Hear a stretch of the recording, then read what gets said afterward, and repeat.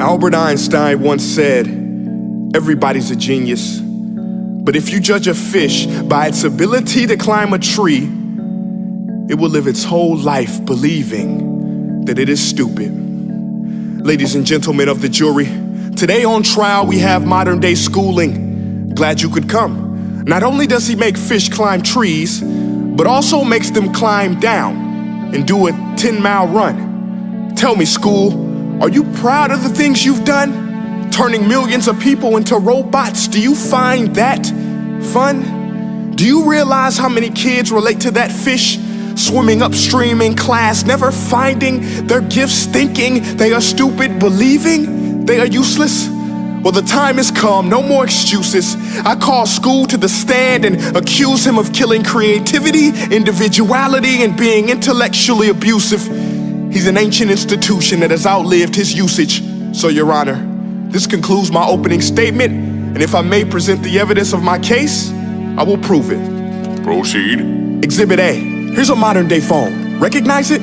Here's a phone from 150 years ago. Big difference, right? Stay with me. Here's a car from today, and here's a car from 150 years ago. Big difference, right? Well, get this. Here's a classroom of today, and here's a class we used 150 years ago. Now ain't that a shame? In literally more than a century, nothing has changed. Yet you claim to prepare students for the future? But with evidence like that, I must ask, do you prepare students for the future or the past? I did a background check on you and let the record show that you were made to train people to work in factories, which explains why you put students in straight rows, nice and neat, tell them sit still, raise your hand if you want to speak, give them a short break to eat, and for 8 hours a day, tell them what to think. Oh, and make them compete to get an A letter which determines product quality, hence grade A of meat.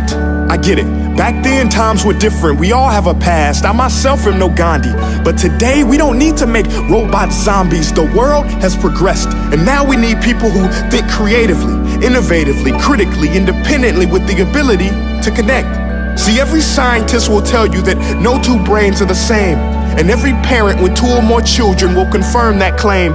So please explain why you treat students like cookie cutter frames or snapback hats, giving them this one-size-fits-all crap. Watch your language. Sorry, Your Honor, but if a doctor prescribed the exact same medicine to all of his patients, the results will be tragic. So many people would get sick, yet when it comes to school, this is exactly what happens, this educational malpractice, where one teacher stands in front of 20 kids, each one having different strengths, different needs, different gifts, different dreams, and you teach the same thing the same way? That's horrific. Ladies and gentlemen, the defendant should not be acquitted. This may be one of the worst criminal offenses ever to be committed. And let's mention the way you treat your employees. Objection. Overruled. I want to hear this. It's a shame. I mean, teachers have the most important job on the planet, yet they're underpaid? No wonder so many students are short-changed.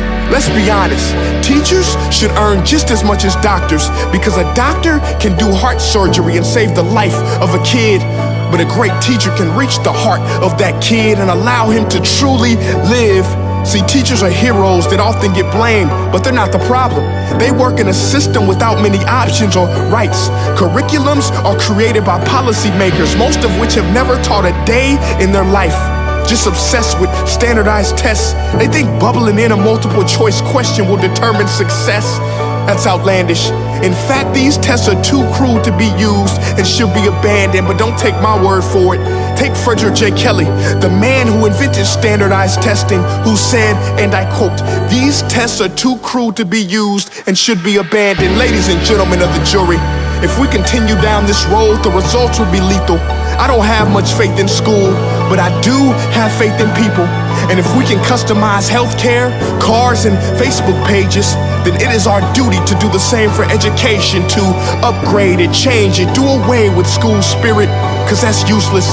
Unless we're working to bring the spirit out of each and every student, that should be our task. No more Common Core. Instead, let's reach the core of every heart in every class. Sure, math is important, but no more than art or dance. Let's give every gift an equal chance. I know this sounds like a dream, But countries like Finland are doing impressive things.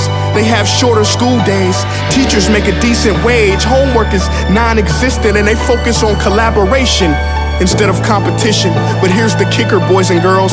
Their educational system outperforms every other country in the world.